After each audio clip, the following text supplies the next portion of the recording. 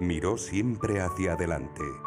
No dejó de escribir, ni de defender la libertad, ni de buscar a su pueblo. Hasta cuando cerró los ojos y ya solo podía sentir cómo la brisa del amanecer movía la bandera de Andalucía.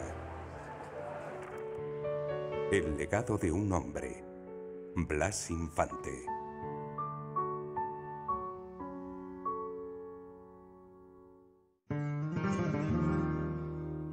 ¿Él qué necesidad tenía de meterse en esos berenjenales con 4 hijos y le estaba diciendo mi madre a él: ¿quieres dejar ya Andalucía, Andalucía, Andalucía, que vas a traer una tragedia a esta casa? Blas Infante para mí era un andaluz que dedicó su vida y su muerte a Andalucía. Indudablemente su pensamiento y sus escritos es lo que a Blas Infante le costó su vida. Cambió a Andalucía por sí para España y la humanidad. Yo creo que ahí está su concepción del mundo expresada muy simple pero muy simbólicamente. ¡Qué barbaridad! ¡Qué atropello! ¿Cómo es posible? Hasta el hecho consumado de que realmente lo mataran, yo creo que no se lo creyeron. Yo creo que Blas Infante, aparte de ser un mártir y un icono para muchas generaciones, fue un guía, un conductor, el hombre que señaló un camino, ¿no? Pues él ha sido uno de los muchos que han dado su esfuerzo y él su vida por aquello que en lo que mucha gente creía. ¿Qué más se puede pedir? Mi padre muere por defender la libertad. Se quedó mirando las estrellas y me dice: el destino, no hay que echarle la culpa a nadie. El destino está escrito en las estrellas. A las 11 de la mañana del 2 de agosto de 1936, Blas Infante es obligado por un grupo de falangistas a salir de su casa de Coria del Río, en presencia de su mujer y sus hijos. Camina ya hacia la muerte.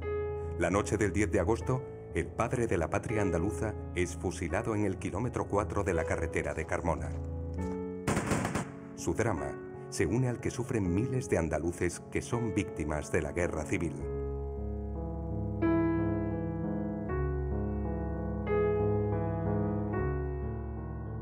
¿Se pudo salvar Blas Infante? Detrás de esta muerte, como de tantas otras, está la mano alargada del general Queipo de Llano. Presa del pánico y la desesperación, doña Angustias García Parias, esposa de Blas Infante, acude a pedir ayuda a su tío Pedro Parias, gobernador civil de Sevilla. Ella visitó a su tío y se arrodilló delante de su tío, que luego el tío le dio las quejas a don Jaimeco. Le dijo: no te perdono que me hayas traído a mi sobrina el mal rato que yo he pasado, porque él la quería mucho a ella.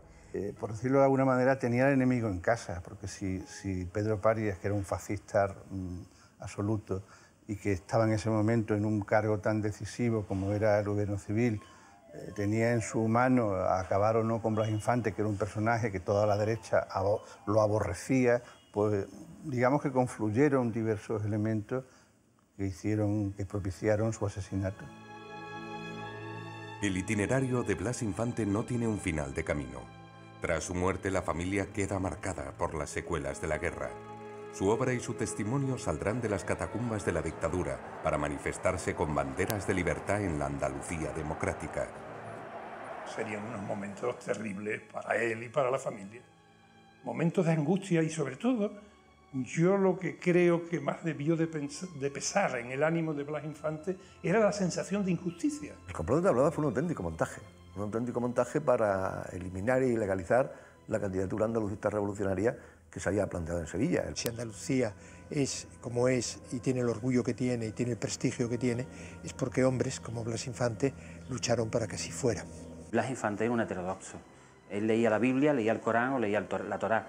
Es decir, era una persona que buscaba la verdad por encima de todas las cosas y por encima de principios dogmáticos. El 4 de diciembre yo lo viví en un balcón de Málaga. y vi la muerte del joven que se sacrificó, que fue como la primera víctima de esa Andalucía nueva.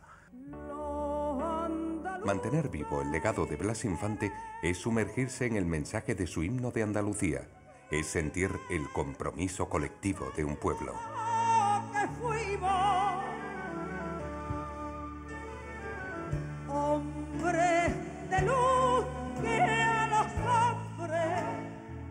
Él utiliza unas palabras muy contundentes como es Andalucía libre,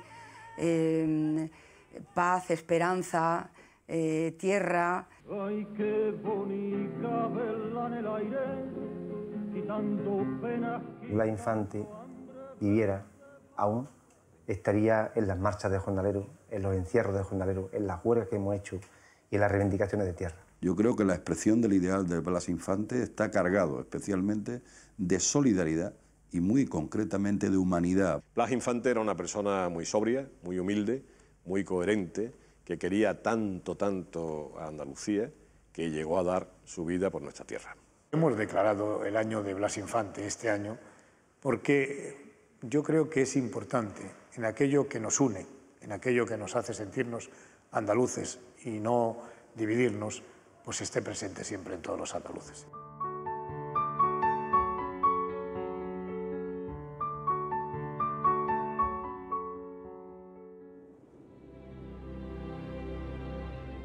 La naturaleza se hace presente en todos los hombres, se ofrece por sí y a través de la cultura, y ambas exigen a los seres humanos que las contemplen, las entiendan y las transformen. Por eso todos somos referencia a nuestro paisaje y nuestra cultura. Por eso los andaluces somos referencia a este valle atravesado por el gran río, al horizonte cercano recortado por altas sierras pobladas de olivos, a la línea de costa más meridional de Europa que parece fundirse con la vecina África, a las majestuosas cumbres nevadas y al desierto hostil e inquietante, y a todos esos pueblos y culturas que se aventuran por estos confines del mundo y se hacen andaluces en su aventura. La huella de Blas Infante queda marcada por Casares, su lugar en el mundo, y sigue por todos los caminos andaluces, por la geografía de un hombre que contempló, entendió y contribuyó a transformar en pueblo este trozo de naturaleza que es Andalucía. Su vieja bandera andalusí, su himno, su escudo y él mismo son ahora símbolos de una realidad que es pura naturaleza, demasiado grande y demasiado viva como para poderla definir en una sola palabra.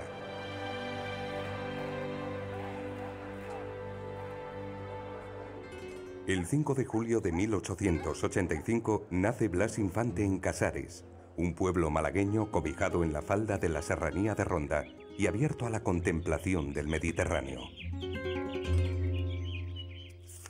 Sierra de Ronda. Mi pueblo está allí, en el extremo levante de una vertiente meridional, anidado como un aguilucho sobre lo alto de un avanzado peñón, mirando de frente eternamente los escarpes de África, sobre el estrecho, percibiendo en su costado el alentar del mar interior que muge dulcemente durante los días de calma y que brama revolviendo lo turbio cuando siente su lomo azotado. Casares es un prodigio de la naturaleza, es una maravilla. En aquellas peñas que tiene, es un pueblo muy especial, es una villa. Y además, él adoraba Casares. Y yo recuerdo de haber ido de chica con, la familia entera a Casares y teníamos que subir porque entonces no había carretera. Y teníamos que subir al lomo de caballo o de mulo o de lo que fuera. Es un pueblo de campesinos sin tierra. Es un pueblo de montaña, es un pueblo en donde la pobreza campesina es muy evidente y todo eso va formando su conciencia de que el problema de Andalucía es el problema de la tierra. Pues este pueblo era como la mayoría de los pueblos andaluces, era un pueblo agrícola y por tanto pues todos sus vecinos prácticamente eran jornaleros y que bueno, trabajaban de sol a sol y de ahí esa inquietud de Blas Infante pues por luchar por los que menos tenían, ¿no? Por esos trabajadores. Explorando los orígenes más remotos de su pueblo, el niño descubre las ruinas de la ciudad romana de Lacipo. Para Blas Infante era muy importante pues todas las ruinas y sobre todo las de Lacipo Y además todo en general, él luchaba mucho por, pues, aparte por sus vecinos, ¿no? Y por el ideal que tenía andaluz, del andaluz como el agrícola y tal, aparte él le interesaba mucho todo el tema cultura. Por el conocido como Pacto de Casares en 1361 entre Mohamed V de Granada y Pedro el Cruel de Castilla, el rey moro recupera su trono y Casares se integra en el reino nazarí de Granada. Junto a su fortaleza proliferan numerosas alquerías que dan lugar a Casares. Conquistada por Castilla a finales del siglo XV, hacia la mitad del siglo XVI se convierte en el escenario que pone fin a la sublevación morisca. En 1795, Casares se independiza de Manilva, la ciudad que la conecta con el mar, frente al peñón de Gibraltar y a vista de pájaro de la orilla africana. Casares, en toda su historia, es un pueblo de frontera. Frontera turdetana, frontera romana, frontera árabe, frontera castellana. Y Casares viene a significar el enlace del campo de Gibraltar con la serranía de Ronda.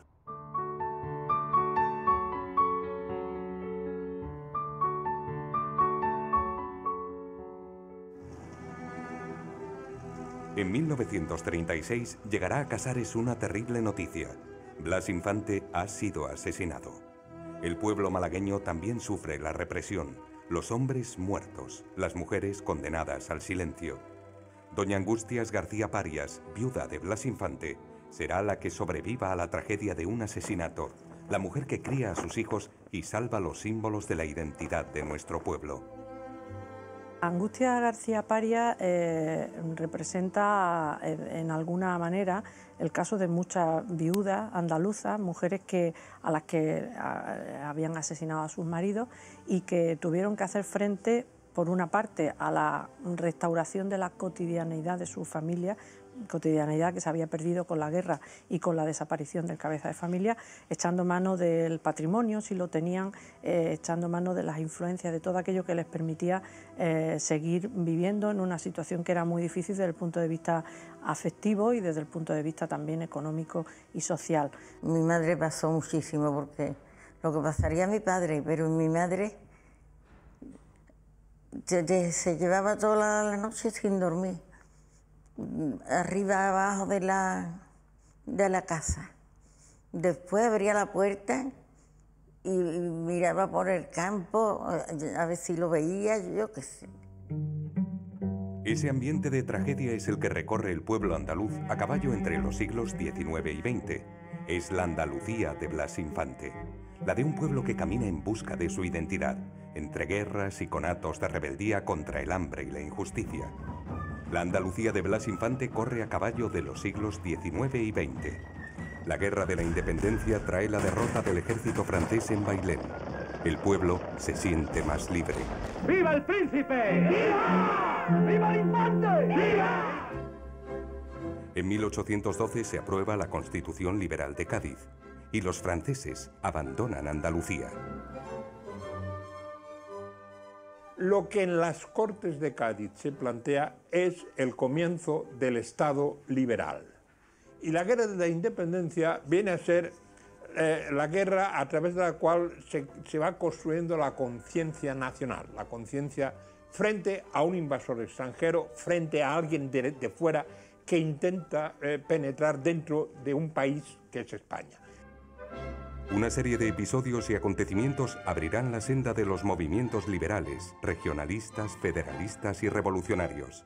Por esa senda aparecen personajes que Blas Infante tendrá como referencia. Fracasa en Málaga la sublevación liberal del general Torrijos.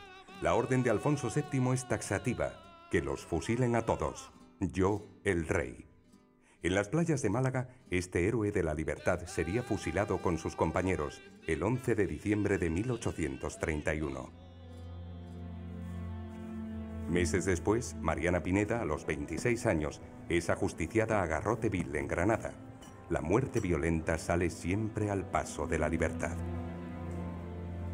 Mariana de Pineda con Federico García Lorca y Blas Infante Yo creo que forman un trío muy cerca de lo que murieron los tres, se tocan.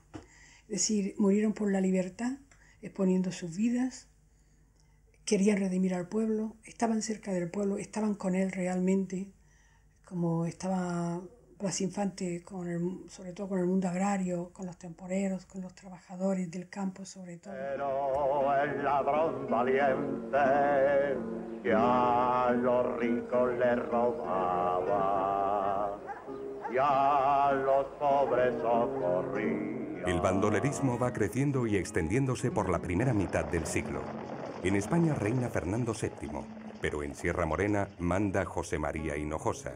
El Tempranillo, con Juan Caballero, El Lero y Germán, son indultados en 1832 por el rey Fernando VII. En esta Andalucía del 19 se configura el mapa con las provincias del sur, diseñado por el granadino Javier de Burgos. Almería, Cádiz, Córdoba, Granada, Huelva, Jaén, Málaga y Sevilla.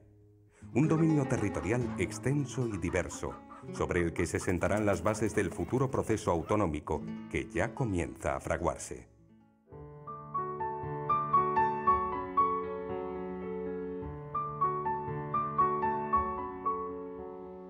Lo que se busca es, a través de la división provincial, organizar administrativamente y políticamente España, porque es una forma de controlar desde el centralismo, desde la organización centralista, que es la organización liberal, jacobina, del país. Andalucía le viene bien porque, digamos, la organiza también, y la organiza en las 8 provincias actuales.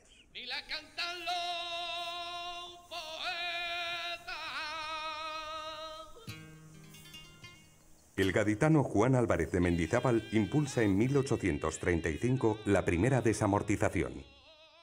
Ahí sí que entramos ya en una idea que Blas Infante va a defender de una manera muy clara en 1919. Para Blas Infante y para el andalucismo después, el fenómeno clave para entender los problemas de Andalucía es la acumulación de tierras en pocas manos. Yo creo que Mendizábal es uno de los políticos más importantes de la historia de Andalucía y de España del siglo XIX. Porque si bien es cierto que estuvo poco tiempo en el gobierno, apenas un año, y en 3 ocasiones como ministro de Hacienda, pero por cortos periodos de tiempo, pone en marcha una de las medidas más polémicas, pero a la vez más importantes de la España liberal, que fue la desamortización eclesiástica y que va a limitar notablemente el poder económico de la Iglesia al obligarle a expropiarle prácticamente todos los bienes materiales que tenía y venderlos en pública subasta. Andújar se asoma entre Sierra Morena y el Guadalquivir, una ciudad histórica, la antigua y liturgi, romana, musulmana, castellana. Un movimiento anticentralista recorre la península. Esta corriente lleva en Andalucía a la creación de la Junta Suprema Soberana, que se constituye en Andújar, un hecho fundamental que recogerá Blas Infante. La Junta Soberana de Andalucía, en 1835, consiguió que el pueblo andaluz se alzase entero contra el gobierno de Cristina, para venir a discutir, como hoy hace Cataluña, de potencia a potencia con el gobierno de Madrid. Se crea una cierta conciencia de lucha contra el gobierno, primero el gobierno de Madrid y después, por supuesto, los carlistas, ¿no? Total, que se acantonan aquí las tropas para hacer presión al gobierno de Madrid y que coja posiciones más liberales, en vez de absolutistas, como las que 2 años antes tenía Fernando VII. La Junta Suprema de Andújar, lo que significa la conciencia de Andalucía, la conciencia de Andalucía y España, todo eso es clave para entender el proceso de la revolución burguesa que llevará a la construcción definitiva del Estado liberal en la época de Isabel II. El único momento de autonomía, el único, diríamos, instante de unidad andaluza antes de la Andalucía actual. En el Ayuntamiento de Andújar se conservan las actas de la Junta Suprema de Andújar, donde Blas Infante encontrará algunas de las claves de su futuro andalucismo. Andalucía avanza, siempre entre grandes contradicciones sociales. El ferrocarril es un signo de progreso, como el auge de las exportaciones de vino y las nuevas explotaciones mineras.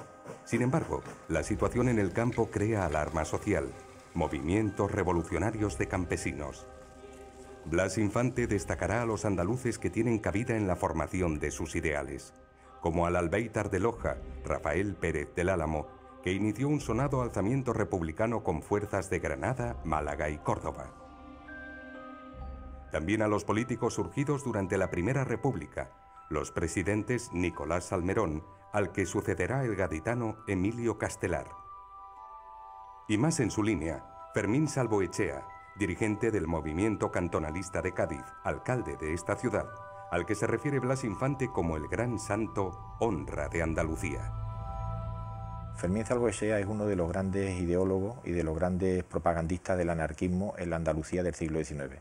Es además un personaje que no pertenece a la historia oficial, pero que es muy querido en Cádiz. Se le considera un auténtico santo laico porque predicó con el ejemplo de su vida su acercamiento a los pobres y a las personas más necesitadas de la ciudad.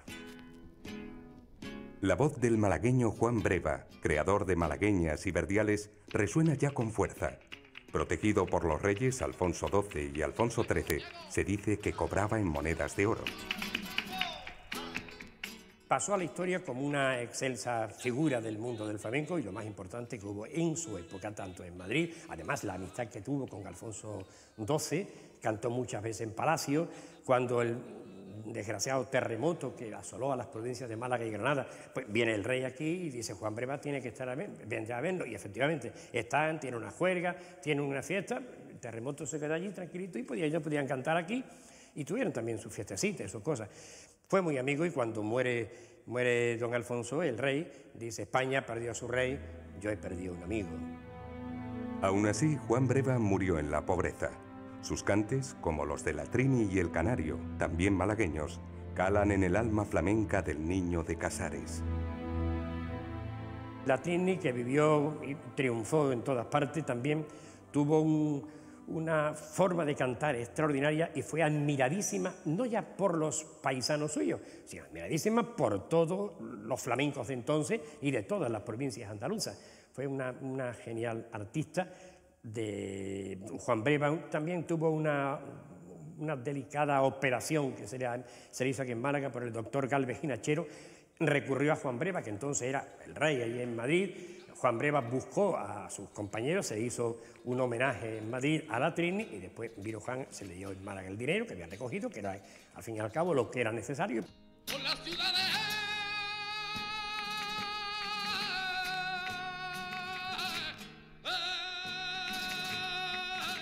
Hombre, el Canario fue otro de los grandes artífices, un poco mayor que el Breva, unos años, creo que recordar que nació en el año 1859, me parece, murió en el 85 en Madrid, en Sevilla, en el barrio de Triana, en el puente de Triana, una sucursal de un bar, como sabéis, que existía allí del Burrero, pues allí el padre de la rubia le asestó una puñalada y murió. En fin, qué celos por envidia, no lo sé. Una vez que canta y empieza a cantar con esa voz, con esa potencia, con esa manera de hacer el cante, pues triunfó y Sevilla se lo comió. Tanto que, mira, muere en Sevilla y desgraciadamente muy joven, pero fue una gran figura también del mundo del flamenco. Cantaores, guitarristas, bailaoras con los que se había identificado Blas Infante. Artistas, músicos y flamencólogos de todos los tiempos que han defendido esta expresión de la cultura andaluza proyectada hacia el mundo. En 2010, la UNESCO reconoce al flamenco como Patrimonio Cultural Inmaterial de la Humanidad. Le llama la santa.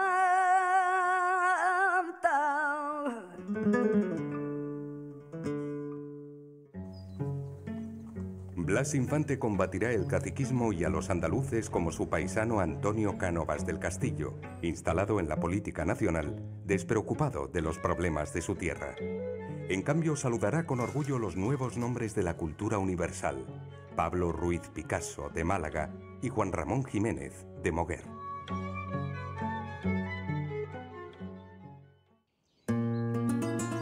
Antequera ocupa una posición singular tanto en la geografía como en la historia. Una ciudad que se mira en sus dólmenes, en la peña de los enamorados, en los caminos que la llevan al mar y reposa en su feraz vega. El andalucismo político tiene uno de sus grandes hitos en el proyecto de Constitución Federal para Andalucía, aprobado en Antequera por los republicanos andaluces en 1883. En aquel texto, los federalistas establecían la existencia de un cantón andaluz. Aquellos redactores, los padres de aquella Constitución, señalaban que los derechos de la mujer eran iguales a los del hombre, algo que luego tardaría muchísimo tiempo en volver a plantearse de nuevo, ¿no? Declaraban la mayoría de edad a los 20 años, que para aquella fecha era una edad muy temprana, y clasificaba a los andaluces, por ejemplo, en dos grandes grupos, el de los ciudadanos andaluces y el de los residentes en Andalucía. Quienes tenían plenos derechos eran los ciudadanos andaluces. La Constitución de 1883 de Antequera fue el primer proyecto constitucional que sería el referente posterior del andalucismo histórico ya en el siglo XX. No tuvo ninguna vigencia legal, pero que evidentemente en don Blas Infante recogió ese legado, él todavía no había nacido, para cuando él se hizo cargo del movimiento andalucista. Tendría que pasar mucho tiempo para que los primeros pasos autonomistas de Andújar, Antequera o Ronda surgieran de nuevo. Antes le costaría la vida a Blas Infante y al pueblo andaluz sufrir 40 años de dictadura hasta que todos esos sueños se convirtieran en la realidad del 4 de diciembre de 1977. Ese día, los andaluces saldrán pidiendo autonomía y libertad. Yo creo que fue, y ojalá hubiera habido más momentos, una decisión de la sociedad civil que asumieron los poderes políticos. Realmente el pueblo se puso por delante de los partidos, por delante de los grupos. Realmente el pueblo andaluz se lideró a sí mismo. El 4 de diciembre para mí es la fecha histórica más trascendente para el pueblo andaluz de esta nueva época, Pero lo que supuso ese 4 de diciembre es que Andalucía quería una autonomía plena en pie de igualdad con las llamadas nacionalidades históricas. Las hijas de Blas Infante sacan del arcón la bandera verde y blanca para que la paseen los niños en la cabeza de la manifestación de Sevilla. Si mi madre hubiera visto la bandera andaluza como ahora, no se lo hubiera creído. Pero que tuvo mucho valor de guardarla, porque también vinieron a registrar, porque decían que desde aquí le hacía mi madre esto a los aviones rojos, para que llegaran a Sevilla. Mentira todo. Cuando yo vi aquel mar de banderas verde y blancas por todos lados, coreando el nombre de Blas Infante, fue un mazazo tremendo, ¿no? Casi 2 millones de andaluces salen a la calle. Unos 300.000 emigrantes lo hacen en Cataluña. En Málaga, durante el transcurso de la manifestación, un tiroteo acaba con la vida de José García Caparrós. En la esquina de la calle Comandante Benítez, en la misma espalda del Diario Sur, cómo caía un chaval. Salimos corriendo, yo recuerdo haber estado allí, ver cómo la sangre empezaba a manchar la acera. Empezó a correrse aquello como un rumor. Y yo estoy convencido, y así lo tengo escrito, de que el disparo salió de una de las armas de los policías que estaban allí. Estuvo en primera línea de la confrontación manifestantes-Policía Nacional y cayó víctima de disparos, que yo no entro ahora si fueron simplemente para disolver o con intención de hacer daño, pero que se llevaron por delante la vida de él. Es el punto negro del 4 de diciembre y que, aunque el 4 de diciembre fue una explosión de alegría y de participativa del pueblo andaluz, no podremos nunca olvidar que se tiñó de sangre y se tiñó de luto por la muerte de García Caparrós. Lo he dicho miles de veces, que esa bala que mató a mi hermano no mató a mi hermano solo. Esa bala atravesó a mi hermano, atravesó a mi madre y al poco tiempo a mi padre. Y nosotros nos quedamos las tres solas. A mí nadie me ha ayudado. El crimen nunca fue resuelto. Al igual que Blas Infante, García Caparrós se convierte en otra víctima de la autonomía del pueblo andaluz.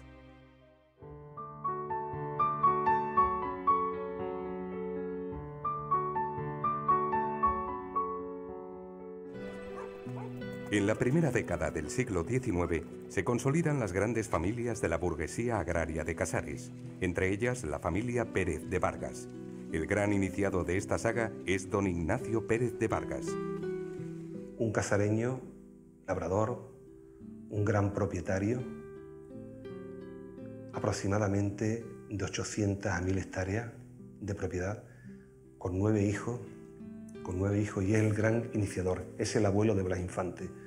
Fue alcalde de Casares en el siglo XIX, con las características y peculiaridades de un alcalde del siglo XIX. En su estrategia familiar y económica, los hijos de este acaudalado casareño emparentan con otras familias de alto nivel económico y prestigio social, como los Infante, ligados al mundo de derecho y de la función pública. El padre de la patria andaluza es hijo de un labrador acomodado de talante liberal, Luis Infante Andrades. Su madre es Ginesa Pérez de Vargas Romo. Ve la primera luz del mundo en casa, en la calle de la Carrera número 46 a las 11 de la mañana. En la casa del abuelo Ignacio Pérez de Vargas Salas, después de las noches de estudio, iba yo a acodarme sobre el pretil de la galería para recibir diariamente el amanecer. Y era yo, en esos instantes, un callado intenso anhelo de ser. Era la casa grande, y allí estaban las hijas, los hijos, allí paraban, aunque estuvieran casados, ellos iban mucho, paraban allí. Entonces allí nació Blas, pero luego la madre, el padre y el hermano Ignacio, porque tenía un hermano que se llama Ignacio, ellos se vinieron a vivir aquí, a la calle La Villa. Blas Infante nació en la calle Carrera, número 51, aquí en Casares, por supuesto, ¿no? Donde todavía tenemos la casa y una casa museo. Aunque el matrimonio parte de una posición desahogada, por diversas circunstancias pasa a apuros económicos. Una situación que lleva a Luis Infante a trabajar de secretario en el juzgado de Casares y a necesitar la ayuda de su suegro. Ellos eran agricultores, pero pienso que era una clase media, no agricultores fuertes, ¿no? Me parece a mí. En eso yo lo que no estoy bien enterada, pues, porque él era el secretario del juzgado de Casares.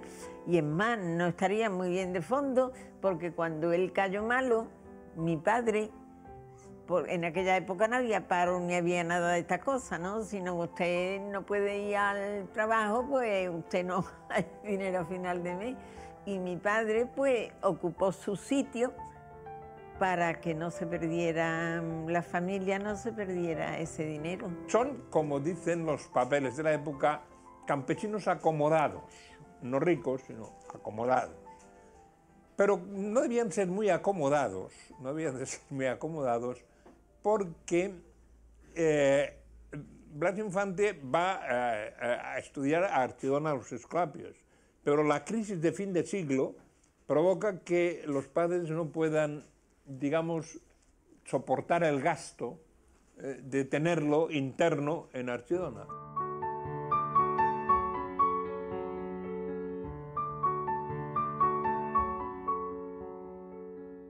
En Casares, su pueblo, transcurren los primeros años de la vida de Blas Infante.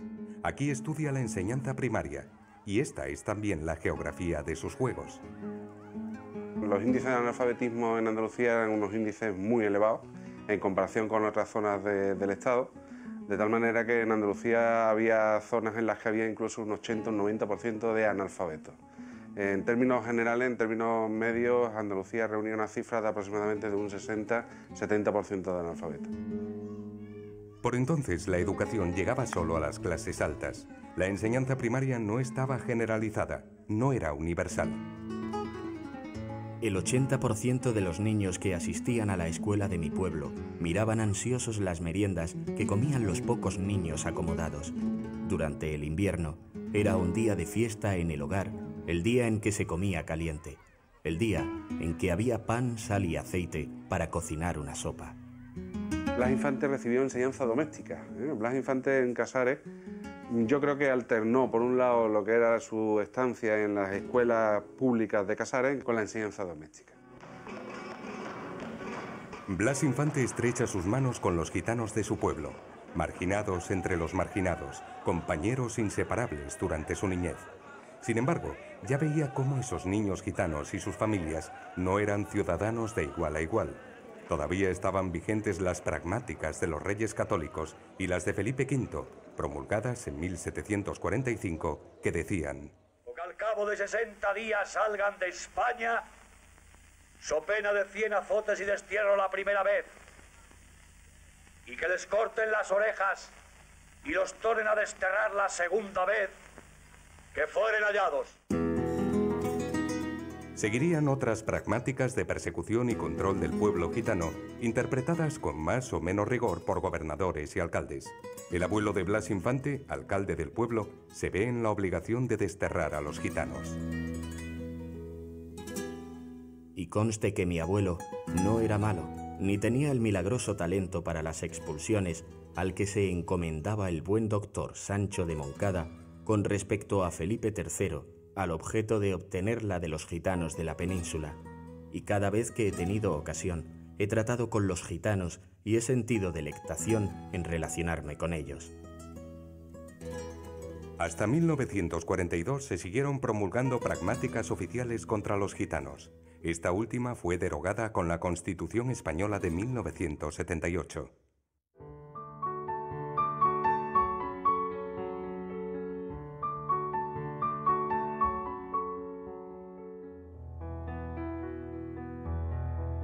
La nostalgia de los recuerdos prevalecerá en su memoria por encima de los dramas que rodean la vida del niño de Casares. La vida es dura por toda la geografía andaluza. Es una onda de agitaciones campesinas por todos los territorios, que ha comenzado en los años 70 con la Primera Internacional, con más incidencia en la Baja Andalucía.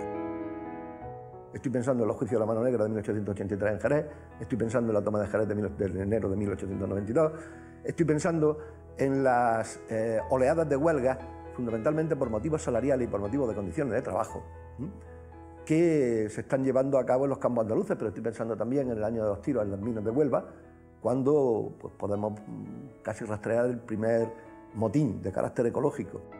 Para colmo de males, se produce una grave crisis triguera y la tragedia en las viñas por la aparición de la plaga de la filoxera en gran parte de Andalucía, que afecta a Casares.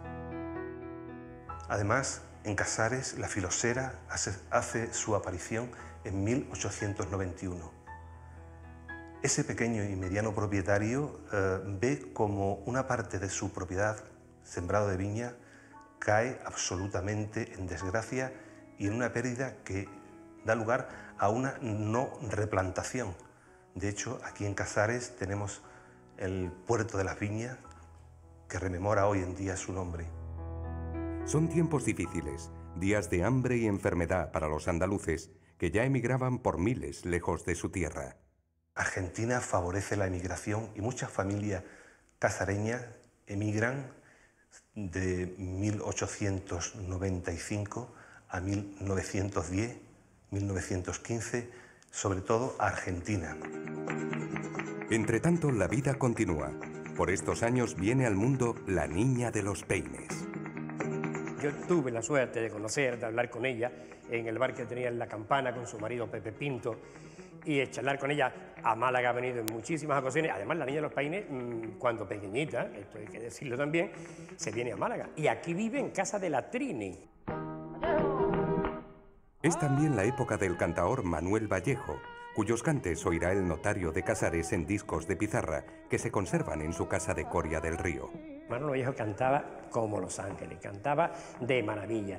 Cantaba además por seguirilla, por soleá, por fandango, por cantes de levante, lo hacía todo, absolutamente todo. Y naturalmente, Blas Infante tenía que tener placas de ese monstruo, entre comillas. Yo pienso que todavía no se ha hecho justicia a Manolo Vallejo. Manolo Vallejo, toda su obra, afortunadamente se conserva, se ha escrito, es verdad, libros sobre él y cosas, pero no se le ha hecho el gran homenaje que yo pienso que ese gran cantador sevillano se merecía y se merece aún. Yo tengo clavada en la conciencia, desde mi infancia, la visión sombría del jornalero. Yo le he visto pasear su hambre por las calles del pueblo, confundiendo su agonía con la agonía triste de las tardes invernales. Andalucía, hasta hace pocas décadas, hasta mucho después del asesinato de don Blas, era básicamente o en gran medida un pueblo de jornaleros. Y él señalaba que si no se resolvía la cuestión agraria, cualquier otro de los ideales andaluces, como él mismo decía, pues sobraba. Y he presenciado cómo son repartidos entre los vecinos acomodados para que éstos les otorguen una limosna de trabajo, tan solo por fueros de caridad. Los he contemplado en los cortijos, desarrollando una vida que se confunde con la de las bestias. Les he visto dormir hacinados en las sucias gañanías, comer el negro pan de los esclavos, esponjado en el gazpacho maloliente y servido como a manadas de siervos en el tornillo común. Y evidentemente Blas Infante era un hombre con la sensibilidad suficiente como para ir tomando conciencia y haciendo, si me permite la expresión, carne de su carne, pues el problema agrario en Andalucía y el problema jornalero, que es en el que él focaliza la atención fundamentalmente. Trabajar de sol a sol, empapados por la lluvia del invierno, caldeados en la siega por los ardores de la canícula. Y he sentido indignación al ver que sus mujeres se deforman consumidas por la miseria en las rudas faenas del campo, al contemplar cómo sus hijos perecen faltos de higiene y de pan. Él ve desde esta ventana cómo los jornaleros que han sido elegidos por los patronos en la plaza del pueblo, por las mañanas, cuando él iba a acostarse después de pasar noches de estudio, estos jornaleros marchan depauperados. Y después he sentido vergüenza al leer en escritores extranjeros que el escándalo de su existencia miserable ha traspasado las fronteras para vergüenza de España y de Andalucía. A medida que se aleja hacia Archidona, el niño piensa que se adentra ya en el camino de sus sueños, pero volverá a Casares. Nunca abandonará sus raíces. La época en la que uno despierta, de los 11 a los 14 años, cuando se va desarrollando como persona, y yo estoy seguro que eso le influyó, su estancia aquí en Archidona le influyó. Cuando se mata a una persona de esa talla, sobre todo humana, no solo ya intelectual, creativa, etc., se mata una semilla que termina germinando en la tierra y creciendo y dando frutos, ¿no? A Blas Infante no tuvo juicio, ni abogado, ni sentencia, y su familia no sabe dónde está. Eso es lo que ocurre con Blas Infante y lo que ocurre con miles y miles de víctimas de la represión franquista.